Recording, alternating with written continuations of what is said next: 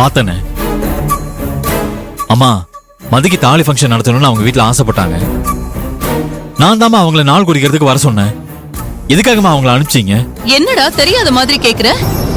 நான் ஏற்கனவே இங்க ஃபங்க்ஷன் நடத்த அனுமதிக்க முடியாதுன்னு சொல்லிட்டேன். அப்படி இருந்து என்ன கேட்காம நீ எப்படி அவங்கள வர சொன்ன? இதான் எனக்கு நீ கொடுக்கிற மரியாதையா? இவளே உன் கூட குடும்பம் நடத்தாம தானே இருக்கா? இவளுக்கு தாலி பிரிச்சு கோக்குற ஃபங்க்ஷன் நடத்தி நீ என்ன பண்ண போற சொல்லு? நீ கட்டின தாலி இவ கழுத்துல இருக்கிறதே தப்புன்னு நான் சொல்லிட்டு இருக்கேன். நீ என்னடானா தாலி ஃபங்க்ஷனுக்கு என்கிட்ட அனுமதி கேக்குற? அம்மா, அது மதி என்னோட சேராம இருக்கேன்னு சொல்றது அவளோட பிரச்சனைமா. அத நாங்க 2 பேரும் பாத்துக்கிறோம். தாலி ஃபங்க்ஷன் நடத்துறது மதியோட அப்பா அம்மாவோட விருப்பம். அவங்க விருப்பத்தை நிறைவேற்றி வைக்க வேண்டியது என்னோட கடமைமா. அந்த ஃபங்க்ஷன் நடந்தாதான் இவ வாழ்க்கை நல்லா இருக்கும்னு அவங்க நினைச்சிட்டு இருக்காங்க. அதை ஏமா நீங்க தடுக்கணும்னு நினைக்கிறீங்க? ஆதியும் அவங்களும் எந்த பிரச்சனையும் இல்லாம ஒத்துமையா இருக்கிற மாதிரி தெரியுதே. ஒருவேளை 3 பேரும் ராசி ஆயிட்டாங்களா? அண்ணே, வீட்ல இத்தனை பேர் இருக்கீங்களே, நாங்க வர வரைக்கும் அவங்கள உட்கார வச்சிருக்கலாம்ல. அவங்க அவமானப்பட்டு போறத பாத்துட்டு இருந்திருக்கீங்களே, எப்படின்னு? நான் வந்ததுக்கு அப்புறம் பேசிக்கலாம்னு கொஞ்சம் பொறுமையா இருந்திருக்கலாமே. எனக்குன்னு இந்த வீட்ல எந்த மரியாதையும் இல்லையா? என்ன நம்பி வந்தவங்க என்னதானே கேவலமா நினைப்பாங்க? தம்பி, இது எல்லாமே நம்ம அம்மாவை பார்த்து கேட்க வேண்டிய கேள்வி. எங்க கிட்ட கேட்டுட்டு இருக்க? நீ சொல்ற மாதிரி நாங்க எல்லாத்தையும் சொல்லி பார்த்துட்டோம். ஆதி வர வரைக்கும் உட்காந்து வெயிட் பண்ணி பார்த்துட்டு போங்கன்னு சொல்லிட்டோம். அம்மா தான் அவங்களாம் இங்க இருக்க கூடாது, ஆதி வந்து நாங்களே சொல்லிக்கிறோம், நீங்க கிளம்புங்கன்னு சொல்லிட்டாங்க. ஏன் நீ அவங்களை வெளியே பார்த்தல, மறுபடியும் உள்ள கூட்டு வந்திருக்க வேண்டியதானே?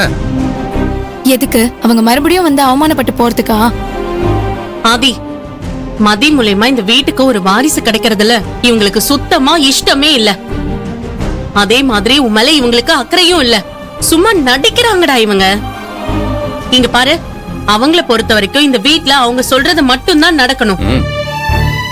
எப்படியாவது மதிய அனுப்பிட்டேன்னு வை, ஸ்வேதா உன்னை கல்யாணம் பண்ணி வச்சிடலான்னு அவங்க யோசிக்கிறாங்க. கடைசியில அவங்கதான் ஏமாற போறாங்க. என்னன்னு என்ன சொன்ன?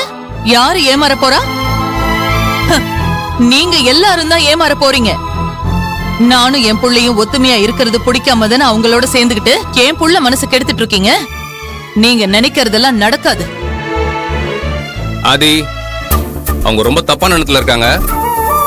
நீ சும்மா சும்மா எல்லாத்துக்கும் அவங்க கிட்ட பர்மிஷன் கேட்டுட்டு இருந்தா ஒண்ணுமே நடக்காது. அம்மா, இன்னும் ஸ்வேதாவை எனக்கு கல்யாணம் பண்ணி வைக்கணும்ன்ற எண்ணம் இருந்தா அதை இப்பவே மறந்துடுங்க. நான் மதியோட தாலி ஃபங்க்ஷன் இந்த வீட்ல நடக்கணும்னு நினைக்கிறேன். அதுவும் உங்க சம்மதத்தோட நடக்கணுமா? தயவு செஞ்சு ஃபங்க்ஷன் நடத்த பெர்மிஷன் கொடுங்க. ஆதி, இவ உன் கூட குடும்பம் நடத்தாம உன்னை அவமானப்படுத்திட்டு இருக்கா. ஆனா நீ இவங்க குடும்பத்துல இருக்கிறவங்க ஆசைக்காக தாலி பிரிச்சு கோக்குற ஃபங்க்ஷன் நடத்தணும்னு சொல்லிட்டு இருக்க. ஏண்டா நீ இப்படி இருக்க? உனக்குன்னு ஒரு கௌரவம் இல்லையா? அதையே நீ யோசிக்கவே மாட்டேங்கிற. இங்க பாரு ஆதி, நீ என்னதான் கெஞ்சினாலும் உங்க அம்மா ஃபங்க்ஷன் நடக்க ஒத்துக்க மாட்டாங்க. இங்க பாரு, எனக்கு இவங்களோட ஆசீர்வாதம் எல்லாம் முக்கியம் இல்ல, எனக்கு என் மகளினோட ஆசீர்வாதம் தான் முக்கியம்.